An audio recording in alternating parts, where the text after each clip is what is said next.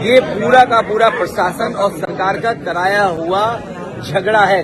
अन्याय अगर किसी ने किया है तो सरकार और प्रशासन ने मिलकर किया है। शांति बीजेपी कभी पसंद नहीं कर सकती। जिस तरीके से उन्होंने चुनाव में बेईमानी की, पूरा का पूरा वोट लूट लिया, लोगों को वोट नहीं डालने दिया। बीजेपी की सरकार संविधान से नहीं चलना चाहती है, अपने मन विधान से चल रही है। किसने नहीं देखा कि बूथ लूटा गया, वोट की लूट की है। वो वोट की लूट जनता कभी लोकतंत्र में स्वीकार नहीं कर सकती है। प्रशासन बातें समय समय पे कह रहा है, वो सरकार के इशारे पे कह रहा है।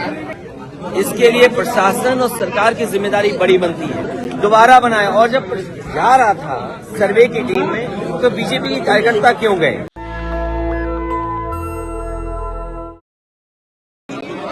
समाजवादी पार्टी का डेलीगेशन संभल जाना था।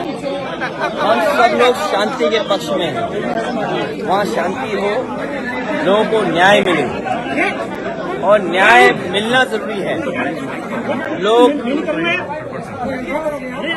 और जो प्रशासन बातें समय समय पे कह रहा है, वो सरकार के इशारे पे कह रहा है। जिसने इतना प्रतिबंध लगाया, ये प्रतिबंध और इतनी तैयारी फोर्स की अगर पहले होती तो इतनी बड़ी घटना नहीं होती। लोगों को न्याय का भरोसा दिलाना इस सरकार की जिम्मेदारी है। न्याय और लोगों को न्याय मिलेगा, इसके लिए प्रशासन और सरकार की जिम्मेदारी बड़ी बनती है। लेकिन जो कुछ संभल में हुआ है, पहले दिन जब सर्वे हुआ किसी को आपत्ति नहीं थी, सभी लोगों ने मिलकर के सर्वे कराया। आखिरकार दोबारा सर्वे क्यों करने का मन बनाया प्रशासन ने? दोबारा बनाया। और जब जा रहा था सर्वे की टीम में तो बीजेपी के कार्यकर्ता क्यों गए? ये पूरा का पूरा प्रशासन और सरकार का कराया हुआ झगड़ा है। अन्याय अगर किसी ने किया तो सरकार और प्रशासन ने मिलकर किया है। उन्हें न्याय मिले, वहाँ के लोगों का न्याय मिले, शांति हो। और शांति बीजेपी कभी पसंद नहीं कर सकती। शांति होगी तो विकास और खुशहाली होगी। लोग खुशहाली और आगे बढ़ने का सोचेंगे। लेकिन बीजेपी जानबूझ करके कह रहे हैं डेलीगेशन नहीं जाने दिया। और कब तक? अंततः डेलीगेशन या लोगों को मिलने तो आप देंगे ना। कब तक आप ये भी कोशिश करते हो कि पूरे संभल में टीम लगा दो? याद कीजिए, लखनऊ में टीम लगाई थी, क्या संभल में भी टीम लगा देंगे? ये प्रशासन जानबूझ करके ध्यान हटाना चाहता है। जिस तरीके से उन्होंने चुनाव में बेईमानी की, आप में से जितने लोग हैं, हम और आप किसी दबाव में कुछ कह सकते हैं, लेकिन जो आपके मोबाइल ने वीडियोज बनाए हैं, आपके कैमरे में जो बातें दर्ज हो गई हैं या कैमरे ने जो रिकॉर्ड की है, वो तो नहीं झूठ बोलेंगे ना।